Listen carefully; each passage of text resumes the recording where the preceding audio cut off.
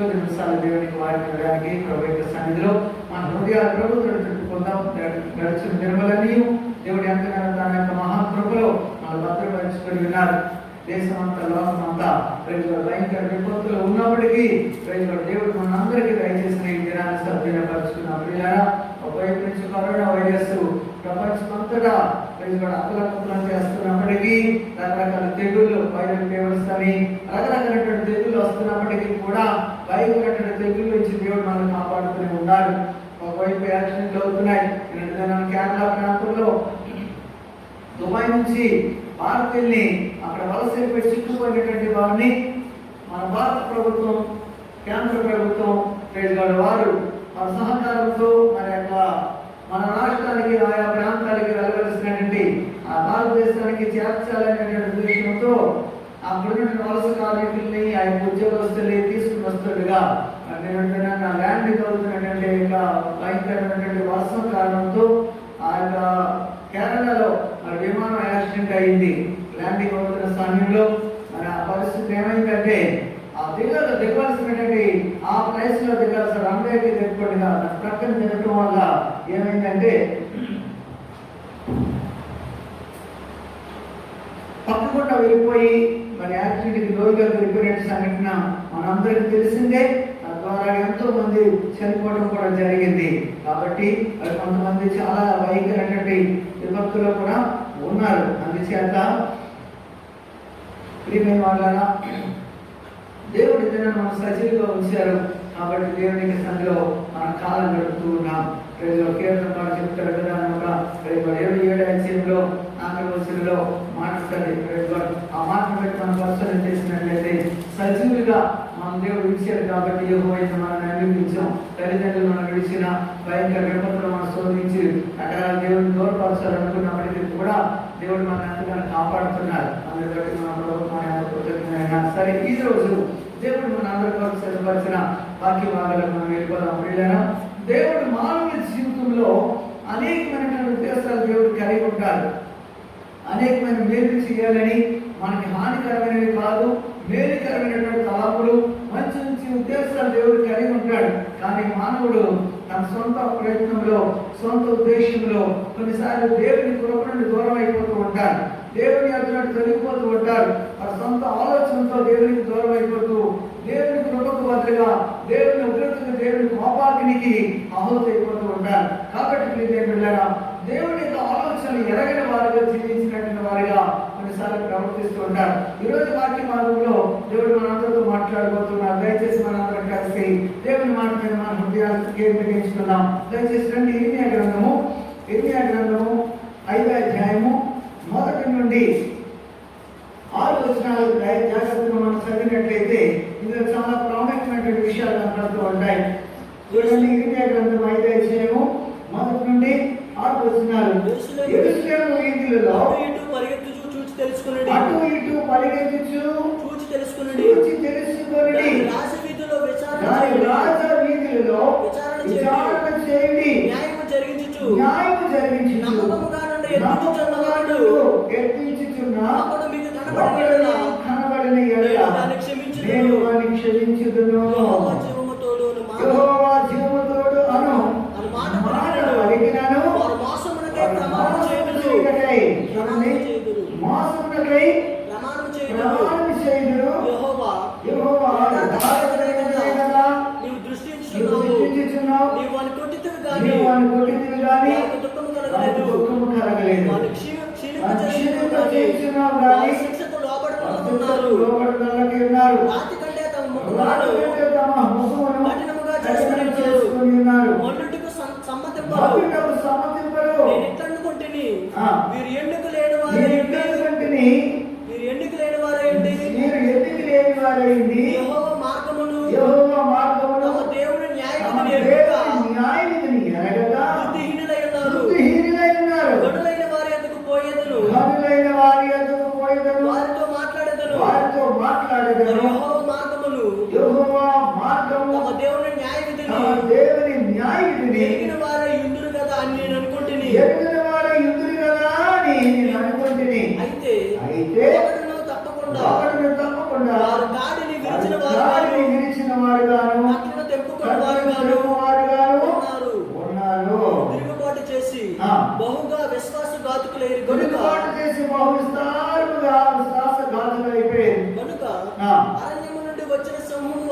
చంపును. ఆమేన్. చూసారా, అందుకేనంట ఏమవుతుంది, విశ్వాసఘాతకులైన కనుక అరణ్యము నుండి వచ్చిన సింహము వారిని చంపును, అడవి తోడేళ్ళు వారిని నాశనము చేయును, చిరతపులి వారి పట్టణముల యొక్క పొంచి ఉండును, వాటిలో నుండి బయలుదేరు ప్రతి వాడు చేర్చబడును. చాలు, దేవుడు తన పరిశుద్ధ వాక్యాన్ని ఆస్వాదిస్తున్నాం కదా. ఆమేన్. ప్రీతిని బిడ్డలారా, ఇక్కడ జరుగుతున్న విషయం ఏంటంటే, యెరూషలేము వీధుల గుండా అటు అటు చూసి తెలుసుకోండి అంటున్నారు. ఏంటి యెరూషలేము వీధుల గుండా? యెరూషలేములో దేవుడు సభాపర్వతం యెరూషలేము, దేవుడి నివాస స్థలం యెరూషలేము, దేవుడు ఉండే స్థలం అది, దేవుడు ఏర్పరచుకున్న స్థలం అది, దేవుడు ఆ స్థలాల్లో ఉంటానన్నాడు. ఒకనొక దినాన దావీదు ఆ యొక్క దేవదారు ప్రాణులతో చేయబడిన గృహాలు నివసిస్తున్నప్పుడు దావీదుకు ఒక ఆలోచన వస్తుంది. ఏంటంటే, అయ్యో, దొడ్ల నుండి నన్ను బయటకు రప్పించినటువంటి దేవుడు నన్ను ఉన్నతమైన స్థాయిలో పెట్టాడు, మంచి నగరాలు కట్టించుకొని మంచి ప్యాలెస్లు మంచి గృహాల్లో ఉండగలుగుతున్నాను. కానీ దేవుని యొక్క మనసు ఏంటి, డేరాలో ఉంటుంది, అది ఎంత మాత్రం కుదరదని చెప్పేసి నాతాను ప్రవక్త కౌలు పంపిస్తాడు. నాతాను ప్రవక్త కౌలు పంపించి నాతాను ప్రవక్తను పిలిపించి నాతాను ప్రవక్త చెప్తున్న మాట ఏంటంటే, అయ్యా, దేవుని యొక్క మనస్సు ఏంటి, డేరాల్లో ఉంది, నేనైతే చక్కనటువంటి గుడారాల్లో చక్కని నగరాల్లో నేను ఉన్నాను అనేటువంటి ఉద్దేశంతో చెప్తున్నప్పుడు నాతాను ప్రవక్త ముందు దేవుని యొక్క కనిపెట్టకుండా నాతాను ప్రవక్త అంటాడు ఏంటంటే, అయ్యా, నీవు రాజు కదా, దేవుడికి తోడై ఉన్నాడు, నీకు ఎలా మంచిదని తోస్తే, నీకేమనిపిస్తే, నీకేది మంచిదో దాని ప్రకారం చెయ్యి అని చెప్పేసి అంటాడు. అలా కాదు, దేవుని యొక్క విచారణ చేయాలని చెప్పేసి దేవుడు ఆ రాత్రి దర్శనం ద్వారా దేవుడు నాతాను ప్రవక్త దేవుడు మాట్లాడుతూ ఉంటాడు. అయ్యా, నేను ఐగుప్తు చెరగలను ఇశ్రాయేలు ప్రజలు రప్పించినప్పుడు ఆయా ప్రాంతాల నుంచి అనేకమైనటువంటి మార్గాలను ఉన్నాను కదా, నేను ఏనాడైనా ఎవరైనా అనేకమైనటువంటి శ్రమలు కూడా బాధలు కూడా ఇరుకులు కూడా తప్పించి విడిపించి అనేకమైన మేలు చేశాను కదా, నేను ఏనాడైనా ఎవరికైనా పలానా గుడారాల్లో ఉంటాను, పలానా ఇళ్లలో ఉంటానని చెప్పేసి నేను ఎవరికైనా చెప్పానా, ఏ ఇంట్లోనైనా ఉంటానని అన్నానా, నీకు ఎవరైనా కదా అని చెప్పేసి ఈ మాట దావీదుతో చెప్పు అని చెప్పి చెప్తూ, నీ కడుపున పుట్టిన బిడ్డను ఆయన నాకు మందిరం కడతాడు, ఆ స్థలం మీద నేను దృష్టిస్తున్నాను, అక్కడే నేను ఉంటానని దేవుడు యెహోవా చెప్తున్న మాట. అది మొదటి వృత్తాంతాల గ్రంథం 17వ అధ్యాయం మీరు అధ్యాయం అంతా చదివినట్లయితే ఆ విషయం కనబడుతుంది. సరే, అయితే దేవుడు అక్కడ తెలియపరిచిన మాట్లాడినట్లయితే అందులో ఒక స్థలాన్ని దేవుడు నియమించుకున్నాడు, ఆ స్థలంలో ఉంటానన్నాడు. అందుచేత దానిని యెరూషలేము అనే సొలొమోను మందిరం కట్టారు. ఆ మందిరంలో దేవుని గుడారము అంటే ప్రత్యక్ష ఆవరణము, పరిశుద్ధ స్థలము, అతి పరిశుద్ధ స్థలం అక్కడ ఉంటుంది. ఆ అతి పరిశుద్ధమైనటువంటి స్థలంలో ఆవరణములో అతి పరిశుద్ధమైనటువంటి స్థలములలో దేవుని యొక్క మందస్సు ఉంటుంది. అక్కడ బలిపీఠము, దేవవృక్షం అక్కడ ఉంటుంది, కరుణపీఠం అక్కడ ఉంటుంది, బల్ల అక్కడ ఉంటుంది, అదే సన్నిధి రొట్టెలు కూడా అక్కడే ఉంటాయి. కాబట్టి దేవుని యొక్క మందస్సు ఉండే స్థలం. అయితే యెరూషలేము వీధుల్లో అటు ఇటు చూసి తెలుసుకోండి. ఏంటంటే, యెరూషలేములో దేవుడు నివసించే స్థలము కదా, యెరూషలేములో న్యాయం జరగాలి కదా, యెరూషలేములో నీతి జరగాలి కదా, యెరూషలేములో యథార్థత జీవించాలి కదా, కానీ అక్కడ జరుగుతున్నది ఏంటి అని చూసినట్లయితే అక్కడంట అన్యాయం జరుగుతుందంట. చూడండి, యెహోవా జీవము తోడను మాట పలికినను, యెహోవా జీవము తోడు అను మాట పలికినను, వారు మోసమునకై ప్రమాణము చేయుదురు. యెహోవా యథార్థత మీదనే కదా నీవు దృష్టించుచున్నావు. అంటే దేవుడు అక్కడ ఉన్నాడు, మా దేవుడి ప్రజలు మేము, మీ అబద్ధం ఆడము, మీ దేవుడు నమ్ముకున్నాము, దేవుడు మా సంతానం నుంచి దేవుడి సంతానం నుంచి మేము వచ్చాము, మా సంతానం నుంచి ఏసే పుట్టేశారంటారు, మీ నీతి పరులు యథార్థ పరులు అని చెప్పేసి అంటారు. కానీ ఎక్కడంట, యెహోవా యథార్థత మీదనే కదా నీవు దృష్టించుచున్నావు. నమ్మకంగా ఉండాలని దేవుడు కోరుకుంటున్నాడు, యథార్థంగా నడుచుకోవాలని దేవుడు కోరుకుంటున్నాడు, నీతిని అనుసరించిన దేవుడు కోరుకుంటున్నాడు. ఆ నీతిని యథార్థతను అనుసరించినట్లయితే దేవుడు ఉన్నతమైన స్థాయిలో పెట్టాలని దేవుడు కోరుకుంటూ ఉంటే, ఇదేనా వైఖరి విపత్తులు చిక్కుపడగల కారణము. ఎందుకు చదువుతాం? రాతి కంటే తమ ముఖములను రాతి కంటే వారి ముఖాలంట కఠినముగా చేసుకుని ఉన్నారు. కఠినముగా చేసుకున్నారంట. మన్నుటకు సమ్మతింపరు. చూసారా? రాతి కంటే తమ హృదయములను కఠినం చేసుకుంటున్నారంట. మన్నుటకు సమ్మతించట్లేదు, లోపట్టం లేదు. దేవుడు కోరుకుంటున్నాడు. దేవుడు నీతిని యథార్థతను అనుసరించాలని దేవుడు కోరుకుంటున్నాడు. అందుకే అక్కడ అంటున్నారు, వారు శాంతి మార్గాన్ని వారు ఎరగరంట, శాంతి వర్తనలు కాదంట. సత్యం యెషయా గ్రంథంలో 59 ఒక మాట చదువుకుందాం. త్వరగా 8వ వచనం చదవండి. 59:8. శాంతి వర్తనలు వారు ఎరగరు. శాంతి వర్తనలు వారు ఎరగరు. వారి నడవడంలో న్యాయము కనబడదు. వారి నడవడిలో న్యాయం కనపడతలేదంట. వారు తమ కొరకు వంకర త్రోవను కల్పించుకొనుచున్నారు. వంకర త్రోవను కల్పించుకొనుచున్నారు. వాటిలో నడిచి వాడెవడునో శాంతి నొందడు. చూసారా? వాటిలో నడిచేవాడు ఎవరు శాంతి నొందట్లేదు. కారణం ఏంటి? దేవుడు శాంతిమూర్తి కదా. నా శాంతిని మీకు ఇచ్చిస్తున్నాను, లోకం ఇచ్చినట్లు కాదు అని యోహాను సువార్తలో దేవుడు చెప్తున్నారు కదా. నా శాంతిని మీకు ఇస్తున్నానే, లోకం ఇచ్చినట్లు కాదే అని చెప్తుంటే ఈరోజు వంకర త్రోవలు కల్పించుకుంటున్నారు. శాంతి వర్తనలు కాదు. కారణం ఏంటంటే నిజానికి శాంతి కుమారులుగా పుట్టారు కానీ వారు శాంతి వర్తనలు కాలేకపోతున్నారు. అందుకే కదా దేవుడు దుఃఖపడుతున్నాడు. హృదయం చాలా విషయాలు మనం పరిశీలన చేస్తున్నట్లయితే అక్కడ యెషయా గ్రంథం 1:3 వచ్చిన కూడా రాయబడిన చక్కనటువంటి మాట చూడండి. దేవుడు ఇశ్రాయేలు ప్రజలకు తిరుగులేదంట.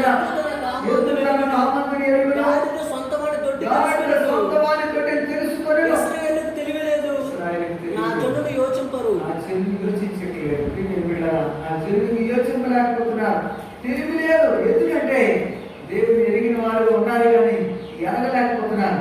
ఇశ్రాయేలుకు తిరుగులేదంట, నా జనుడు యోచించట్లేదంట. ఇచ్చేత మరి ఎరగని జీవితం జీవిస్తున్నారు. అందుకే ఆమోస్ గ్రంథంలో చూసినట్లయితే ఆమోస్ గ్రంథం చూడండి 3:10 అక్కడ ఏం కలుగుతుందో,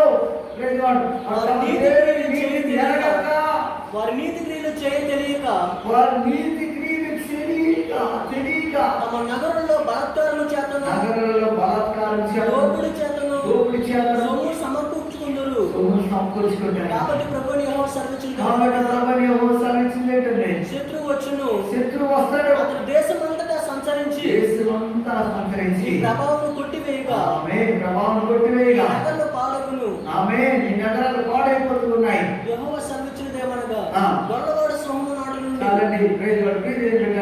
గొల్లవాడంట సింహం నోటి నుండి అంట 2 కాళ్ళు నేను చెవి ముక్కు నేను విడిపించినట్లుగా ఇశ్రాయేలుని విడిపిస్తున్నాను అన్నారు. అంటే దాని అర్థం ఏంటి?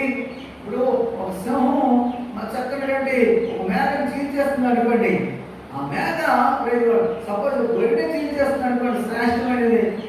అయితే దేవుడు ఆ శేషించబడినటువంటి దానికి వచ్చి అందులో శేషించబడిన 2 కాళ్ళు చెవి ముక్కును విడిపించినట్టు. అంటే చక్కనటువంటి గొర్రెని విడిపించబడాలి కానీ అందులో శాస్త్రం మాత్రం రక్షించబడుతున్నారని ఈ ఆమోస్ గ్రంథంలో తెలియచేయబడుతుంది. ప్రియులారా, ఇంచేత తమ దేవుని నీతిని ఎరగని వారైనారు. దేవుడు ఎంత గొప్పవారుగా వాళ్ళు దీవించాలని కోరుకున్నా కానీ మరి ఎరగని వారిగా జీవిస్తున్నారండి. నిజానికి దేవుని నీతిని ఎరగని వారు కాదు, ఎరిగిన వారే కానీ వారు తమ సొంత ఆలోచనలు అనుసరించి జీవిస్తూ ఉంటారు. సొమ్మును ఆధారం చేసుకుని నడుచుకుంటూ ఉంటుంటారు. దేవుడు బెన్యామీను గోత్రం నుంచి చూడండి, ఒకసారి సమూయేలు గ్రంథంలోకి వెళ్తే దేవుడు ఇశ్రాయేలుకి మొట్టమొదటి రాజుగా దేవుడు నియమించాడు సౌలు యాక్చువల్గా చూసినట్లయితే బెన్యామీను గోత్రంలోని అల్పమైన వాడిని అని 9 చెప్పబడతాడు. నా కుటుంబం ఏర్పడింది, ఆ వంశం ఏర్పడింది, నేను అల్పమైన జనం కదా అని చెప్తున్నటువంటి సౌలును దేవుడు ఇశ్రాయేలుకు మొట్టమొదటి రాజుగా దేవుడు నియమించాడు. ఇశ్రాయేలు రాజుగా నియమించినటువంటి సౌలు అనేకమైనటువంటి ఆయనకి గొప్ప గొప్ప తలాంతులు ఉన్నాయి. ఆయన తిరిగైనటువంటి మనిషి. ఆయన ఏదైనా సరే ఆయన చేయడానికి సమర్థత దేవుడు అతను కలిగించాడు. ఆయనలో ఉన్న సామర్థ్యతను బట్టి దేవుడు అతను నియమించుకున్నాడు. అతను కొన్ని గుడ్ క్వాలిటీస్ ఉన్నాయి కానీ అతను తన సొంత ఉద్దేశం చొప్పున ఒక దినాన ఒక డెడికస్ విషయంలో ఎంత కళాఖండిగా ఒక నిర్ణయం తీసుకున్నాడు తెలుసండి. ఒక దినాన పిలిస్తే ఫిలిస్తీన్తో యుద్ధం చేయడానికి అని బయలుదేరుతాడు. ఫిలిస్తీన్తో యుద్ధం చేయడానికి వెళ్ళే ముందుగా ఆ రోజు ఈ రోజు సాయంకాలం వరకు ఎవరు కూడా అన్నం రుచి చూడకూడదని చెప్పేసి ఒక నిర్ణయం తీసుకుంటారు.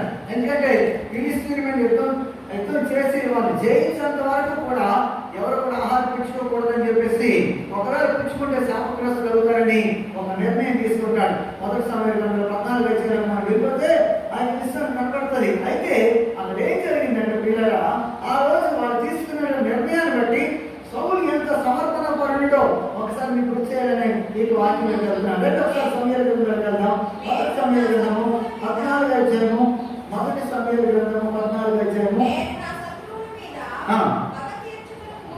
నేను నా శత్రువుల మీద పగ తీర్చుకున్న మునుపు 24వ వచనం అండి. నేను నా శత్రువుల మీద పగ తీర్చుకున్న మునుపు సాయంకాలం కాక భోజనం చేయవాడు శపించి మొదలు దాకా అని సౌలు జనుల చేత ప్రమాణం చేయించాడు. అయితే ఆ జనులందరూ కూడా హతం చేయబడ్డారు. చూడండి 30 వచనం 31 వచనం చదివాం.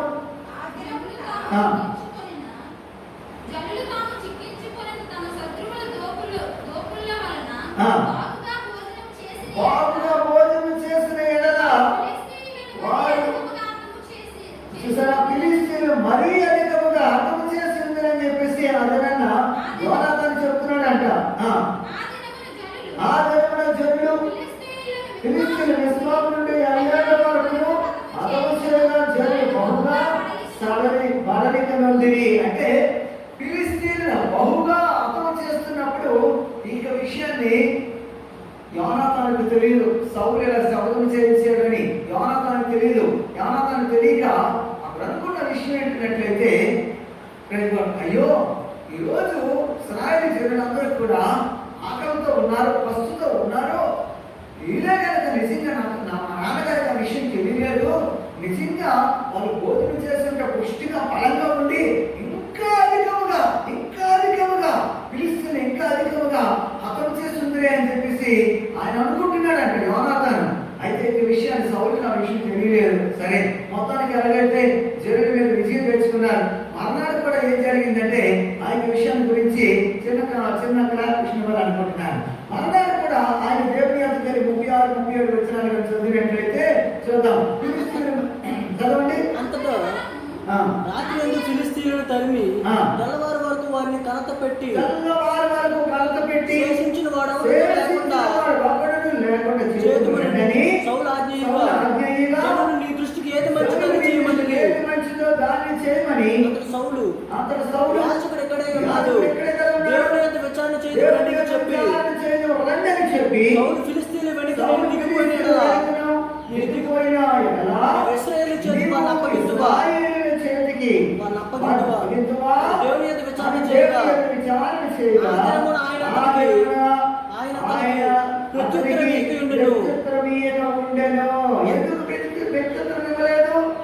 ఎందుకు ఇశ్రాయేలు రక్షణ దేవుడు లేడా రోజు ఎందుకు లేడనే విషయాన్ని సౌలు బహుగా బాధ అతను వ్యాధ పుట్టుకొచ్చేసింది. అయ్యో దేవుడు మన దగ్గర లేడా, దేవుడు మన మధ్యలో లేడా, ఏమైంది పరిస్థితి ఏంటి, ఎందుకు ఎవరు చేస్తారు ఈ పాపము, ఎందుకు ఇలాంటి ఘోరమైంది, ఏం జరిగిపోయింది అని సౌలులో లాంటి వ్యాధ పుట్టుకొచ్చేసింది. అంటే అందులో సమర్పణ ఉంది. ఏంటో సమర్పణ, దేవునికి డెడికేట్ చేస్తున్నాం కదా అనేటువంటి భయం అందులో ఉంది. అందుకే ఎవడ పాపం చేశాడో వాడు ఈ రోజు బయటపడాలి అనే ఉద్దేశం చెప్పాను. చూడండి 44 వచ్చింది తెలియదా. అందుకు సౌలు యోనాతాను నీవు అవశ్యముగా మన్నమవుదు. ఆమె చూడండి చీట్లు వేసుకుంటారు. ఇశ్రాయేలు ఒక పక్షాన్ని ఉంటారు, సౌలు యోనాతాను ఒక పక్షాన్ని ఉంటారు. ఈరోజు ఎవరు పాపం చేశారు చీట్ల ద్వారా తెలుసుకోవాలని చెప్పేసి అదైనా చీట్లు వేసుకుంటారు. వేసుకుంటే యోనాతాను సౌలు పక్షాన్ని చీటు పడుతుంది. ఆ చీటు అయ్యో ఇతరులో ఎవరు పాపలో అని తెలుసుకోవాలి, తేలిపోవాలని చెప్పేసి అదైనా సౌలు ఎంత కరాఖండిగా ఆ ఇతర పేరు చెరచి చేసుకుంటే యోనాతాను పేరు పాపము చేసినట్లుగా వస్తుంది. అప్పుడు వెంటనే అంటాడు, అయ్యో యోనాతానా నువ్వు ఏ పాపం చేస్తావు నాతో చెప్పు అని చెప్పేసి అంటాడు. నిశ్చయముగా నువ్వు మరణం అవ్వబోతున్నావు అని చెప్పేసి అంటాడు. ఏం చేద్దాం, కన్న కొడుకును ఎంతగానో తన తర్వాత రాజు అవ్వాల్సినటువంటి యోనాతానునే నువ్వు నిశ్చయముగా మరణం అవ్వబోతున్నావు అని ఎందుకు తెలుసా? దేవుడికి ఇచ్చిన మాటను బట్టి, దేవుని యొక్క నీతిని బట్టి, దేవుని యందు నమ్మకతను బట్టి ఇంతగా చెప్పినటువంటి సౌలు ఏం చేశాడు తెలుసా? 15 అధ్యాయం దగ్గరికి వెళ్ళిపోతే చూడండి, 3వ వచనం చదువుదాం. 15 అధ్యాయము. కాబట్టి నీవు పోయి కనికరింపక అమాలేకీయులను హతము చేయుచు, పురుషులనేమి స్త్రీలేమి బాలులనేమి పసిపిల్లలనేమి ఎద్దులనేమి ఒంటెలనేమి అన్నిటినీ హతము చేసి వారు కలిగినదంతయు బొత్తిగా పాడు చేసి అమాలేకులను నిర్మూలన చేయమని చెప్పాడు. హల్లెలూయా. ఇక్కడికి వచ్చేసరికి సౌలు ఏం చేశాడు తెలుసా అండి? అమాలేకులను ఇక్కడ చెప్తున్నాను. దేవునికి సేవకుడు వించేత దేవుని ఉద్దేశం వేరు. అమాలేకుల పేరు ఆకాశం కింద ఉండకుండా తుడిచివేయాలని దేవునికి ఉద్దేశం. అమాలేకులు దేవుని దృష్టిలో అధికమైన ఘోరమైన పాపం చేస్తున్నారు, దేవుని మీద తిరుగుబాటు చేస్తున్నారు. అమాలేకులు త్రోసివేయాలని దేవునికి సంకల్పం, దేవునికి ఉద్దేశము. కానీ ఇక్కడ సౌలు ఉద్దేశం ఏంటి? సౌలు ఆలోచన ఏంటి? ఇంత నమ్మకస్తుడు కదా, ఇంత సమర్పణ కలిగి కన్న కొడుకునైనా సరే నువ్వు మరణం అవ్వబోతున్నావు అని చెప్పేసి ఇంత దేవుడి దృష్టిలో యథార్థంగా చెప్పినటువంటి సౌలు ఇక్కడ ఏమైపోయాడండి? మీరు కొంచెం చూద్దాం. 7వ వచనం చూడండి. 7వ వచనం ఏం జరిగింది? తరువాత సౌలు అమాలేకీయులను అదిగోండి, అబీనా నుండి ఐగుప్తు దేశం మార్గంలో చూసారా? తర్వాత సౌలు అమాలేకీయులను అబీనా నుండి ఐగుప్తు దేశం మార్గంలో వరకు తరిమి హతము చేసి అమాలేకీయుల రాజైన అగగును ప్రాణంతో పట్టుకొని జనులందరినీ కత్తివాత నిర్మూలన చేసెను. సౌలును జనులు కూడి అగగును గొర్రెలను ఎట్లను తుంపిన గొర్రె పిల్లలు మొదలైన వాటిలోను ఇవన్నింటిలో తీసుకొచ్చేసాడు. 22వ వచనం చదువుతానండి. సమూయేలు తాను సెలవిచ్చిన ఆజ్ఞను గైకొన్నాడు. సమూయేలు ప్రవక్త ఆ రాత్రంతా దేవుడితో మాట్లాడుతున్న విషయం అంటే 11వ వచనం చదివినానండి. 11వ వచనం ముందు సౌలు నన్ను అనుసరింపక వెనుక తీసి నా ఆజ్ఞను గైకొనకు పోయిన కనుక అతను రాజుగా నిర్ణయించిన పశ్చాత్తాపడుచున్నాను. దేవుడు పశ్చాత్తాపడుతున్నాడు. హల్లెలూయా. చూసారా? దేవుని నీతిని ఎరిగిన సౌలు, ఇక్కడ దేవుని చిత్తమును ఎరిగిన సౌలు, దేవుని ఇష్టాన్ని నెరవేర్చవలసిన సౌలు వెనక్కి తీసినందున దేవుడు పశ్చాత్తాపడుతున్నాడట. వెంటనే అయ్యా చేసిన పని ఏంటంటే అక్కడ దేవుడికి మర్యాద తీసుకొచ్చాడని అంటున్నాడు. అందుచేత 22వ వచనం చదివినట్టు మాట తెలియజేస్తున్నారంటే తెలుసా? అందుకు సమూయేలు తాను సెలవిచ్చిన ఆజ్ఞను ఒకడు గైకొనక వలన యెహోవా సంతోషించినట్లు దహన బలులను అర్పించుట వలన సంతోషించిన ఆలోచించుము. ఎందుకంటే ఆజ్ఞ గైకొనుటయు పొట్టేలు చూడగలిగించుదంటే మాట వినుట శ్రేష్టము కదా. తిరుగుబాటు చేయని సోది చెప్పటి పాపములకు సమానము. మూర్ఖతను ఆయా విగ్రహములను పూజించుటకు సమానము. యెహోవా ఆజ్ఞను మీరు విసర్జించితివి గనుక రాజుగా ఉండకుండా ఆయన నిన్ను విసర్జించేశాడు. ఎవరు కనుగొన్నాడంట? 16 వచ్చినాం. ఎవరు కనుగొన్నాడు? ఇప్పుడు రాజుగా చేయాలి.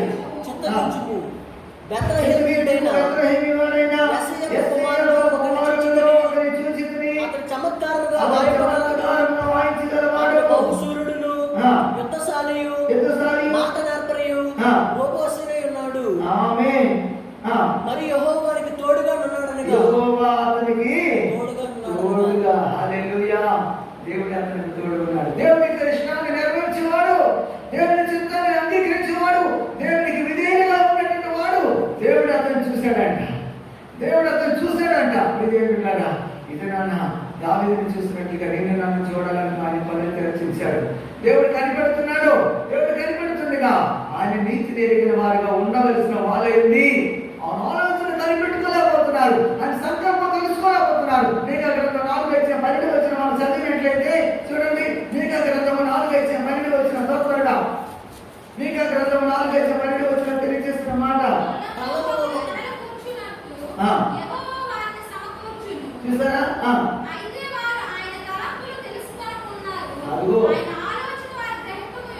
అదిగోండి ఆయన ఆలోచన ఏంటో వారు ఎరగట్లేదంట, ఆయన చిత్తం ఏంటో ఎరగట్లేదంట, ఆయన ఆలోచన కనిపెట్టట్లేదంట, ఆయన సంకల్పం ఏంటో తెలుసుకోలేకపోతున్నాడంట. వారి ఇంట్రెస్ట్ నెరవేర్చాలి. వారు దేవుని ఆలోచన ఒకటి ఉంటే వారి ఆలోచన ఒకటి. ఎస్ఐ గ్రంథం 58:8 వచ్చిన కూడా దేవుడు నా తలంపులు మీ తలంపులు వంటివి కాదు, నా ఆలోచన మీ ఆలోచన వంటివి కాదని దేవుడు చెప్తున్న మాట పిల్లరా. చదువుతాం ఒకసారి యెషయా గ్రంథము 55:8 వచ్చిన. నా తలంపులు మీ తలంపుల వంటివి నా తలంపులు మీ తలంపుల వంటివి కావు, మీ త్రోవలు నా త్రోవల వంటివి కావు. ఇదే యెహోవాకు వారు వంకర త్రోవలు కల్పించుకుంటున్నారు. వంకర త్రోవలు పిల్లరా, నా తలంపులు మీ తలంపులు వంటివి కావు, మీ త్రోవలు నా త్రోవలు మీ త్రోవలు వంటివి కావు. వారు మార్గాలు నిర్మించుకుంటున్నారు. ఏం చేత ఆ నీతిని ఎరగని వారు. దేవుడి ఉద్దేశం ఏంటి, దేవుడి సంకల్పాలు ఏంటి, దేవుడి ఆలోచన ఏంటి? దేవుడి ఆలోచన శాస్త్రంలో 29వ అధ్యాయంలో 11వ వచనం ఏం చెప్తున్నాడు చూడండి. నేను మిమ్మల్ని గురించి ఉద్దేశించిన సంగతులను నేను ఎరుగుదను, రాబోతున్నలో అవి క్షేమకరమైనవి కానీ హానికరమైనవి కావు, సమాధానకరమైనటువంటి ఉద్దేశములే కానీ హానికరమైనవి కావు. దేవుడు మన గురించి ఉద్దేశించిన సంగతులు ఆయన ఎరుగున్నాడు. ఆయన ఎరుగున్నాడు. రాబోతున్న క్షేమకరమైనవి కానీ హానికరమైన కాదయ్యా, సమాధానకరమైన సూచనలేనయ్యా అని దేవుడు చెప్తూ ఉంటే ఇదేనా బలాత్కారం జరిగిపోతుంది. బలాత్కారాలు జరుగుతున్న కారణం ఏంటంటే తమ నీతిని ఎరిగి కూడా నీతిని చేయలేనటువంటి వాళ్ళే. అమర్చుకున్న 3:10 వచ్చిన మనం చూస్తాం కదా. అందుకే శత్రువు వచ్చి ఏం చేస్తున్నాడు, బలాత్కారం చేస్తున్నాడు, బలాత్కారం చేస్తున్నాడు. సమాజంలో రకరకాల విపత్తులు జరిగిపోతున్నాయి. రోగులకు రాసిన పత్రిక చూసినట్లయితే 10:3 వచ్చిన కూడా ఆ మాట తెలియచేయబడుతుంది. తమ దేవుని నీతిని పక్కన పెట్టేసి తమ స్వనీతిని స్థాపింపూనుకొనుచు, తమ స్వనీతిని స్థాపించూనుకొనుచు దేవుని నీతికి లోబడలేదు. దేవుని నీతికి లోబడలేదు. దేవుని నీతికి లోబడకపోవడమే కదా సౌలు అతనికి రాజుగా నియమించినందుకు, సౌలుని రాజుగా నియమించినందుకు దేవుడు పశ్చాత్తాపడుతున్నాడంట. దేవుని నీతిని ఎరిగినటువంటి సౌలు ఒకనొకప్పుడు ఎంత సమర్పణ కలిగి ఉన్నాడు. ఒకనొకప్పుడు తన కొడుకుని కన్న కొడుకును కూడా బలిచ్చడానికి, కన్న కొడుకును కూడా నిత్యములు మరణమైపోతున్నావు అని చెప్పి ఆ మాట కన్నకండిగా కన్న కొడుకుతోనే చెప్పాడే. ఓన్లీ నేను ముసలోడు అయిపోయాడు, నన్ను చంపించినా పర్లేదు, నా కొడుకు తర్వాత రాజువారు కదా, ఇశ్రాయేలుకి మొట్టమొదటి రాజు నేనే కదా, అయ్యో నేనే పేరైపోతే ఎలాగా, అయ్యో నేనే పడిపోతే ఎలాగా, అయ్యో నేనే ఇలా అయిపోతే ఎలాగా అని నేను ఉద్దేశంతో కొన్నిసార్లు ఆలోచించి ఉండాలి. కానీ దేవుని దృష్టిలో యథార్థంగా నడుచుకోవాలి, దేవునికి ఇచ్చిన మాట్లాడాలి, జీవించాలి అని కన్న కొడుకునైనా సరే లక్ష్య చేయలేదు ఆ రోజు. అలాంటి సమర్పణ కలిగినటువంటి సౌలు అమాలేకీయులకు వచ్చేసరికి దేవుని మాట ఏమైపోయింది, దేవుని మాట ఏమైపోయింది అంటే దేవుని చూసి దాచుకోవాలి. ఇది ఈరోజు మరొక ప్రమాణం చేసినాను, ఇరిమియా గ్రంథానికి వచ్చేసినట్లుగా చెప్తున్నాను, మరి ప్రమాణం చేసినాను ఆ నోటితో పలుకుతున్నారంట. యెహోవా యథార్థత మీదనే కదా నువ్వు దృష్టించావు అంటే దేవుడు నీ సత్యవంతుడు, దేవుడు న్యాయవంతుడు, దేవుడు యథార్థవంతుడు అని దేవుని యథార్థత మీదనే కదా నువ్వు దృష్టించావు. జీవము తోడు, యెహోవా జీవము తోడు అడిగినాను, మోసకరమైన మాటలే, మోసం చేయటకే ప్రమాణం చేస్తారంట. ఎంత విధానం ఉంది చూడండి, ఎంత విధానం ఉంది. చాలా సందర్భాల్లో దేవుని నీతిని అడిగిన వారు, సత్యముని అడిగిన వారు, దేవుని యథార్థతను అనుసరించి జీవించవలసినటువంటి వాళ్ళు ఈరోజు పడిపడడం గల కారణాలు ఏంటంటే దేవుని నీతిని సత్యం ఎరిగి అనుసరించకపోవడమే తెగుళ్ళని, వ్యాధులని, రోగాలని, సమస్యలని వారి మధ్య వచ్చేస్తున్నాయంట. అందుచేత ఎఫెసీయులకు రాసిన పత్రికలో చూడండి, తమ దేవుని ఎరిగి కూడా వారు సొంత నీతిని అనుసరించి నడుచుకుంటున్నారంట. ఎఫెసీయులకు రాసిన పత్రిక 4:18 చదవండి తొందరగా.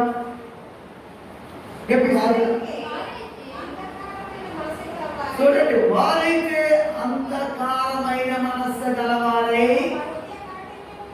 తమ హృదయ కాఠిన్యముల వలన అజ్ఞానము చేత, తమలో ఉన్న అజ్ఞానము చేత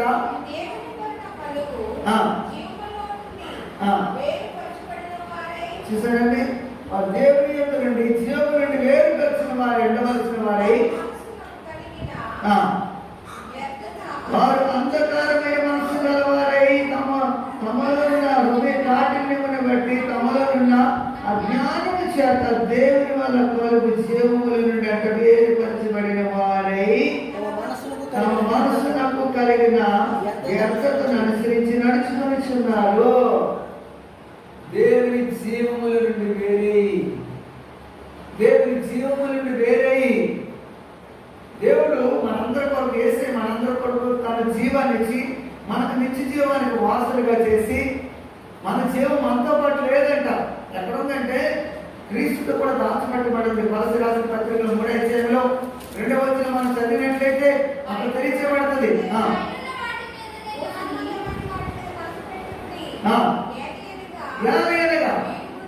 మీరు మృతి పొందింది,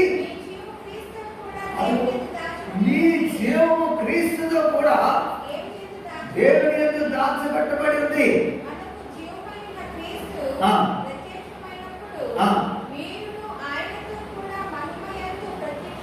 ప్రత్యక్షపరచబడుతుంది. మనకు జీవమై ఉన్న యేసు ప్రత్యక్షమైనప్పుడు మీరు కూడా ఆయనలో, ఆయన యందు ప్రత్యక్షపరచబడతారని మహిమలో, దేవునికి మహిమలో ప్రకటన 3:21 చెప్పబడుతుందండి. ప్రకటన చూడండి 3:21 నేను జయించి నా తండ్రితో కూడా ఆయన సింహాసనం కూర్చుని ఉన్న ప్రకారం, జయించిన వారిని నాతో కూడా నా సింహాసనం కూర్చోబెట్టి నిచ్చేదను. ఏం చెప్తున్నానండి? జయించే వారిని ఆయనతో కూడా నా తండ్రి సింహాసనమందు కూర్చున్న ప్రకారము అంటే యేసుక్రీస్తు ప్రభువారు దేవుని సింహాసనమందు ఎలాగైతే కూర్చుంటారో, ఏ ప్రకారం అయితే కూర్చుంటారో అదే ప్రకారముగా, ఆ ప్రకారముగానే జయించినటువంటి వారిని అంట సింహాసనం ఎదుట, ఆయన ఎదుట, దేవుని ఎదుట, ఆయన సముఖమందు జీవం పొందిన మనము అంటే నిత్య జీవానికి వారసులైన వారు. ఈ కన్నుడు మరణం నుంచి చూడడు, నిత్య జీవం కలిగినటువంటి వారు ఎక్కడుంటారు? క్రీస్తుతో కూడా ఆయన సింహాసనం ఎదుట, ఆయన దగ్గర ఉండవలసినటువంటి వారే ఉండాలి. కానీ జరుగుతుంది ఏంటంటే అంధకార మనసు గలవారై తమలోనున్న హృదయ కాఠిన్యము చొప్పున రాసిన పత్రిక చెప్తున్నారు. అంధకార మనసు గలవారై తమలోనున్న హృదయ కాఠిన్యము చొప్పున ఏం చేస్తున్నారంటే తమలోనున్న అజ్ఞానము చేత దేవుని వల్ల కలిగిన జీవముల నుండి వేరుపరచబడుతున్నారు. దేవుని వల్ల కలిగిన జీవము, యేసులోని జీవం ఉంది, ఆ జీవం నుండి వేరుపరచబడిపోతున్నావు. ఈరోజు నువ్వు అనుసరించి నీ యొక్క జ్ఞానం చేత పిల్లరా దేవుని తలపులగా, దేవుని ఆలోచనగా, దేవుని సంకల్పంగా అది తెలుసుకోలేకపోతున్నావే. ఈరోజు దేవుని ఉద్దేశం అది కాదు కదా, దేవుని ఆలోచన అది కాదు కదా, నువ్వు ఎందుకు మారాలా? దేవునికి జీవముల నుండి వేరైపోతున్నావు. నీ అంధకారమైన మనసును, హృదయ ఆలోచనను నువ్వు కట్టిని పరుచుకుని హృదయ స్థితిని బట్టి దేవుని జీవం నుండి వేరైపోతున్నావు. ఆయన నీకు నిత్య జీవం కలిగిన వారసులుగా చేస్తారే. ఈరోజు పడి పరిస్థితులు ఉండాలని కాదు. ఈరోజు అనుసరిస్తున్న విధానాన్ని బట్టి అందుకే ఇరవై గ్రంథంలో 5:5-6 వచనాలు తెలియజేస్తున్న మాట్లాడి తెలుసా పిల్లరా? 4వ వచనం ఒకసారి చదివిందండి. నేను ఇంట్లో ఉంటుని వీరు ఎన్నిక లేని వారై ఉండి, దేవుడు అనుకుంటున్నారంట ఏమని తెలుసా? దేవుడు ఏమనుకుంటున్నారు తెలుసా? వీరు ఎన్నిక లేని వారై ఉండి, మీరు ఎన్నిక లేని వారై ఉండి యెహోవా మార్గమును తమ దేవుని న్యాయ విధిని ఎరుగుక బుద్ధిహీనులై ఉన్నారు. చూసారా? వారు దేవుని న్యాయ విధిని ఎరగక బుద్ధిహీనులైపోయారంట. గనులైన వారి యొద్దకు పోయేదను, వారితో మాట్లాడేదను. ఏమంటారంట? గనులైన వారి యొద్దకు నేను వెళ్తాను, వారితో మాట్లాడేదను. వారితో నేను మాట్లాడతాను. వారి యెహోవా మార్గమును, వారి యెహోవా మార్గం, తమ దేవుని న్యాయ విధిని ఎరిగిన వారే ఉండుదురు కదా అని నేను అనుకుంటుని. అయితే ఒకడును తప్పకుండా గనులైన వాళ్ళ దగ్గరికి వెళ్తాను. సరే, వారైనా దేవుని న్యాయం అనుసరించి దేవుని మార్గం, యెహోవా మార్గం అనుసరించి నడుచుకుంటారేమో అని నేను అనుకుంటుని.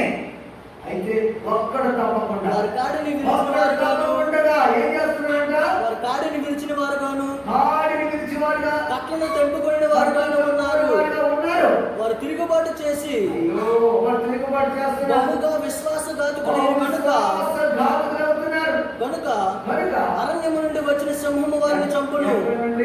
అరణ్యం నుండి దేవుడు సింహాన్ని పంపిస్తున్నాడంట. అడవి తోడేలు వారి నాశనం అడవి చేయడు. తోడేలు వారి మధ్యకి వస్తున్నాయంట. చిరుతపులు వారి పట్టణమును అడవి ఏర్పరచును. తోడేలు, అరణ్యం నుండి వచ్చిన సింహాలు, ఇవన్నీ ఏంటి? ఇవన్నీ ఏంటండి పిల్లరా? దేవుని కోపాగ్ని వారు ఉగ్రతకి గురైపోతున్నారు కదా. అడవి నుండి అరణ్యం నుండి వచ్చేస్తున్నాయంట. ఇదే పిల్లరా ఎంత చక్కనటువంటి మాట అండి. అదేవిధంగా 2 రాజుల గ్రంథంలో చూసినట్లుగా 17, 25 వచ్చిన కూడా చక్కనటువంటి మాట్లాడబడి ఉంటుంది. చదవండి.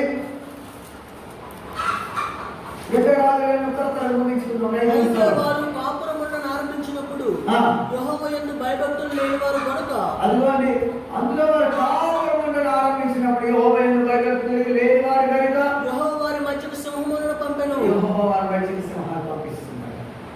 అవి వారిలో కొందరిని చంపెను. అది వారిలో కొందరు చేర్చబడుతున్నారు. తమ పట్టుకున్న సొమ్ములేని పట్టణములు ఆ ముంచిన జనులకు ఆ దేశపు దేవుని మర్యాద తెలియకున్నది గనుక తెలియటం లేదంట. దేవుని చిత్తమును దేవుని మర్యాదను తెలియటం లేదు.